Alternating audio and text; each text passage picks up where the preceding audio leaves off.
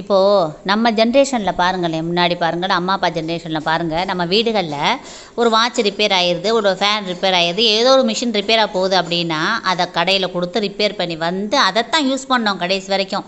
புதுசு வாங்கணும் மனநிலை நமக்கு இருக்காது. இருக்கிறத சரி செய்து நல்லா பயன்படுத்திட்டு இருந்தோம். வாழ்க்கை சூப்பராக இருந்துச்சு, நல்லா ஸ்மூத்தாக போய்கிட்டு இருந்துச்சு வாழ்க்கை. அதே மாதிரி அந்த காலத்தில் ஒரு கணவன் மனைவிக்குள்ள சண்டை வந்தால் கூட ரெண்டு தரப்புலையுமே, கணவன் வீட்டு தரப்பு மனைவி வீட்டு தரப்பு ரெண்டு பேருமே சேர்ந்து பேசி, அந்த பெரியவங்கள்லாம் சேர்ந்து பேசி அந்த குடும்பத்தில் உள்ள சண்டையெல்லாம் நிவர்த்தி பண்ணி ரெண்டு பேரும் சேர்த்து வச்சுருவாங்க.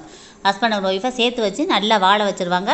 அவங்க குடும்பம் நல்லா இருந்துச்சு, பிறக்கிற குழந்தைகள் நல்லா இருந்துச்சு, நல்லா நம்ம தமிழ்நாட்டு கலாச்சாரம் சூப்பராக இருந்துச்சு. இப்போ எப்படின்னா, நம்ம வீட்டில் ஏதோ ஒரு பொருள் ரிப்பேர் ஆனால் கூட உடனே தூக்கி போட்டு புதுசு கொண்டா, எந்த பொருளாக இருந்தாலும் பாருங்கள், உடனே தூக்கி போட்டு புதுசு வாங்கிட்டு வாங்குற மனநிலை வந்துருச்சு. ஒவ்வொரு வீட்டுக்கள்லையும் பார்த்தா வாட்ச், டிஜிட்டல் வாட்சை பார்த்தா எத்தனை கிடக்கு பாருங்கள். ஒன்றா கொடுத்து புதுசாக வாங்கிட்டே இருக்குது. பழசோட மகத்துவமே தெரிய மாட்டேங்குது. அதே மாதிரி இப்போ உள்ள ஹஸ்பண்ட் அண்ட் ஒய்ஃபுக்குள்ளே சின்ன ஒரு மனசாகமாக இருக்கும், மிஸ் அண்டர்ஸ்டாண்டிங் இருக்கும். உடனே டைவர்ஸ் வரைக்கும் போய் டைவர்ஸ் பண்ணிட்டு தான் வீட்டுக்கே வந்துடுறாங்க. என்னென்னா, ஷாப்பிங் வர சொன்னிச்சான் அந்த அம்மா, இவர் ஒரு ஹவர் லேட்டாக வந்துட்டாரான். உடனே டைவர்ஸ் அப்ளை பண்ணி டைவர்ஸ் பண்ணிட்டு வந்துருச்சு வீட்டுக்கு. அதை பெற்றவங்களும் சரி செய்ய விரும்பலை.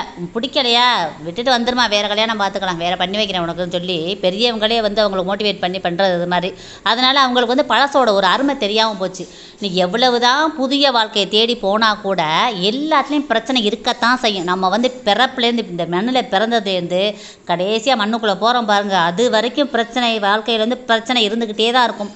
பிரச்சனை இல்லாமல் யாருக்குமே இருக்க முடியாது. தெய்வங்கள் கூட பிரச்சனை இருக்கத்தான் செய்யுது. பிரச்சனை இல்லாமல் யாராலையும் வாழ்க்கையில் ஓட்டவே முடியாது. அதனால் இருக்கிறத வச்சு நம்ம இருக்கிற லைஃப்பை, நம்ம கிடைத்த லைஃப்பை பொக்கிஷமாக பார்த்து நம்ம வாழ்க்கையில் மிகப்பெரிய சக்ஸஸ்ஃபுல்லாக மாறுறதான் வாழ்க்கைக்கு கெத்தே இருக்குது. அதனால் இது எனக்கு பிடிக்கல, இதை விட்டுட்டு இப்போ புது வாழ்க்கைக்கு போகிறேன்னு சொன்னால் அதில் வாழ்க்கைக்கு ஒரு அர்த்தமே இல்லை. போகிற போக்க பார்த்தா அப்பா அம்மாவே பழசாகிட்டாங்கன்னு சொல்லி தூக்கி போட்டுருவாங்க போல். இந்த கால ஜென்ரேஷன் அப்படி தான் இருக்குங்க. தேங்க்யூ.